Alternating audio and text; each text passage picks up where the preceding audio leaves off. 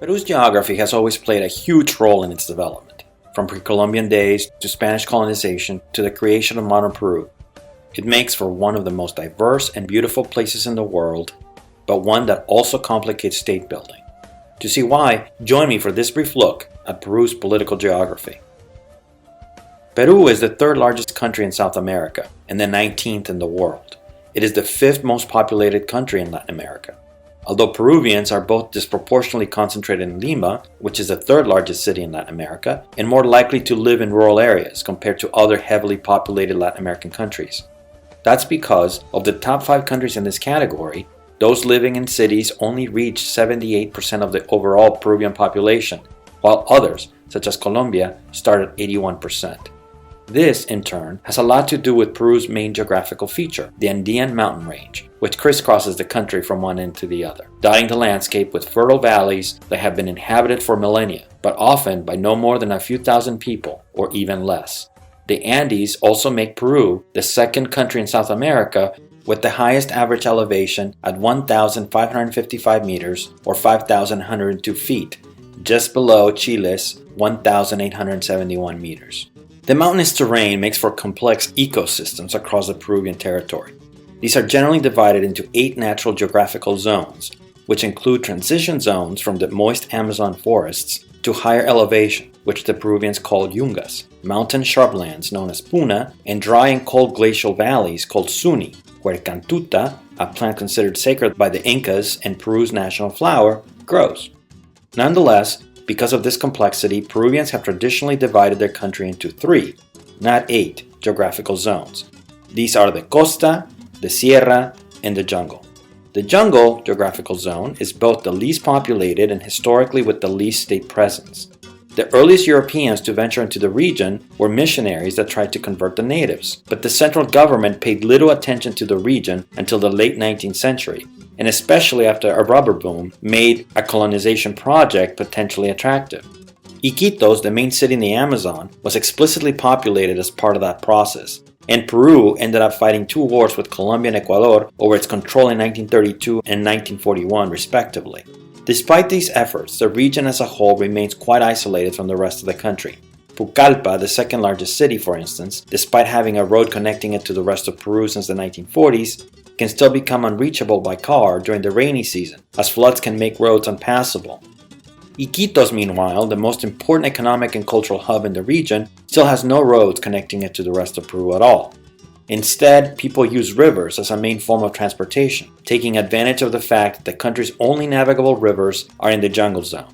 The largest one is of course the Amazon, which traverses Peruvian territory for roughly 200 miles up to the town of Nauta, where it intersects with 2 other major tributaries, the Marañón and Ucayali rivers.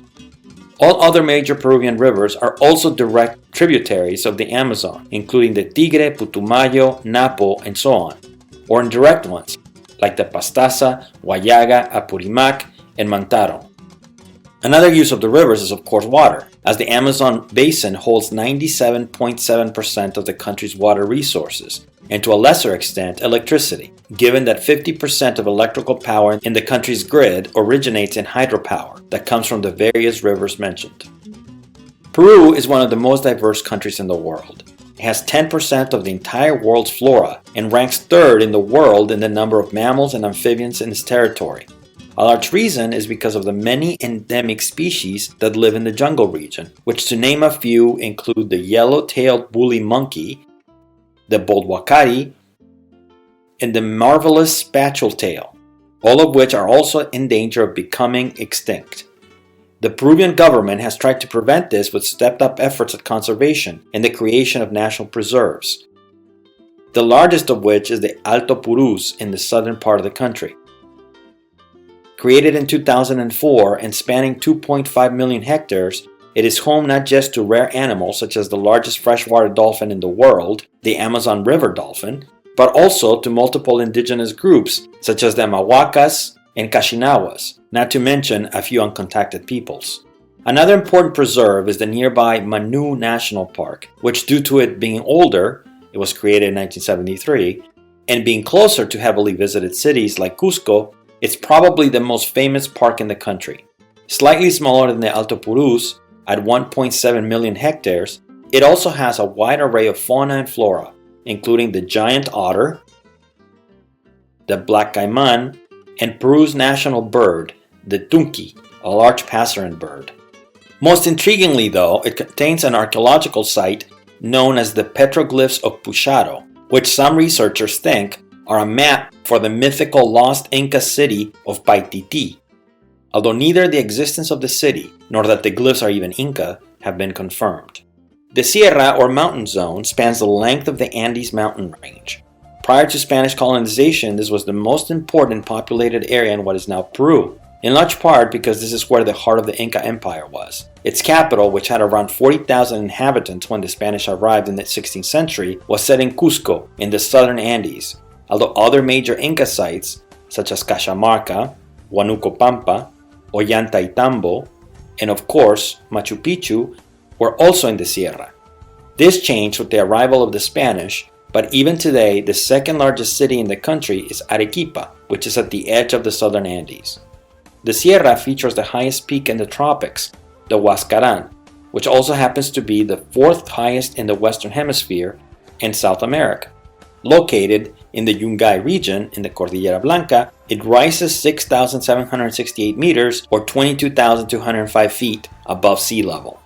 Unfortunately, it can also be dangerous. Although geologically the highest seismic hazard in Peru is in the coast, and most recorded earthquakes have been along the Peruvian seaboard, including one in May 1970, their impact was deadliest precisely here at the Cordillera Blanca, because on that day in May, the quake caused a huge avalanche off the Huascaran, which ended up wiping whole towns and killing between 66,000 and 70,000 people. It remains the worst natural disaster in Peruvian history.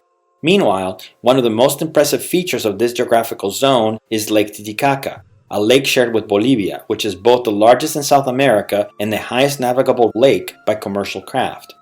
For decades, from the 19th century to the 20th, you could do so in a steamship called Yabari that ran on llama dung. Today, the Yabari still floats on the lake, but as a museum in Puno. The natives, known as Urus, an indigenous people that predated the Incas, do with their own ships called balsas made from totoras, a reed that grows on the lake. Meanwhile, the lake itself is home to hundreds of aquatic species and has been named a wetland of importance under UN protocols. Yet another example of the importance of Peru's diversity. Finally, we have the Costa or coastal zone, which holds not just the majority of population, but also the vast bulk of the country's GDP. Lima alone has around 29% of the country's people, but the other three major cities along the coast, Trujillo, Piura, and Chiclayo, are also in the top 5 largest cities in the country. Likewise, the Lima region accounts for 48.9% of the country's GDP, while the Libertad department, where Trujillo is, contributes another 8.6%, and Piura's region pitches in another 7.7%. This economic pattern began soon after the Spanish colonized the country, as the Europeans opted to concentrate their power on the coast and run the sierras in a feudal fashion. Their system was an extractive economy that revolved around minerals like silver, where the ports, especially Lima, retained most of those profits. The extractive pattern around commodities continued after independence, first with guano, seabird and bat droppings that were used as a fertilizer and flushed the country with cash in the mid-19th century. Later with rubber from the Amazon, and in more recent times, iron ore and slag, a compound of cement. Regardless of the commodity, however, the ports continued their economic dominance to the present day. The coastal zone is known internationally for a number of things. The first are the Nazca Lines, a site where geoglyphs were carved into the desert floor by the ancient Nazca people, whose civilization flourished between 1000 BCE and 800 CE. Much controversy surrounds the purpose of the lines, whether these were meant to be seen by deities in the sky or as irrigation schemes. What is true is that today they are one of the most visited sites in Peru, which in turn means that they are threatened by pollution and erosion caused by deforestation in the region. The second is also an archaeological site called Chanchan, the ancient capital of a kingdom known as Chimor. It was the single largest pre-Columbian population center in South America and the largest adobe city in the world.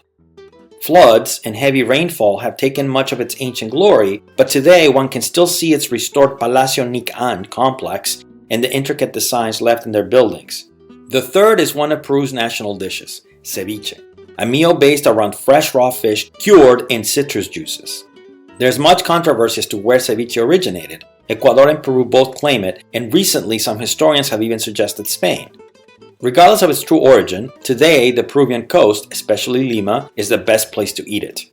Another thing that the coast is known for is Afro-Peruvian culture. Black Peruvians live disproportionately in this area, especially in Lima and the northern regions bordering Ecuador, Tumbes, Piura, and Lambayeque.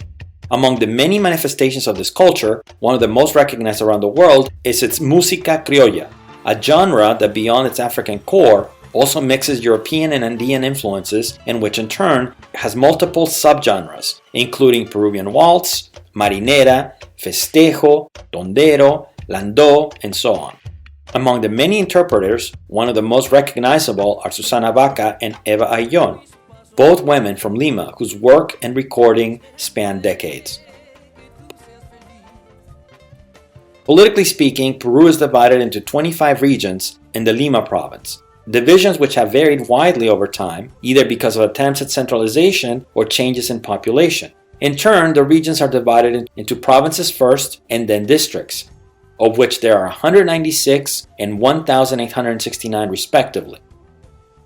Unlike other large countries in Latin America, however, these divisions do not translate to some kind of national recognition in a Senate as equal units. Instead, the country has a unicameral Congress where each region has different numbers of representatives depending on their population. Although electoral districts encompass the whole region, not smaller parts of a state like in the US. Regions do have governors, which have some autonomy and powers, but not to the extent of a federal country. Meanwhile, the regions differ widely in size, population, and prosperity among themselves. The largest one is Loreto, in the northern Amazon, which is just slightly smaller than Montana, with over 360,000 square kilometers. The next two largest are Ucayali and Madre de Dios, also in the jungle zone, while the smallest is Callao, a port founded by the Spaniards in 1537 and today basically a suburb of Lima.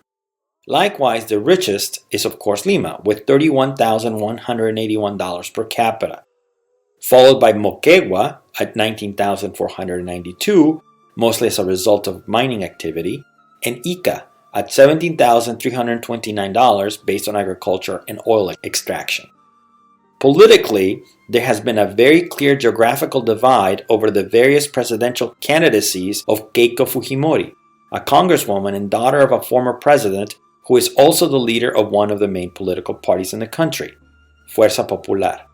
In all three of her campaigns, Lima and the coast have been her steadfast supporters, while the Sierra has been the opposite, especially in the regions around Puno and Cusco, where Keiko's opponents got upwards of 80% of the vote in a number of districts.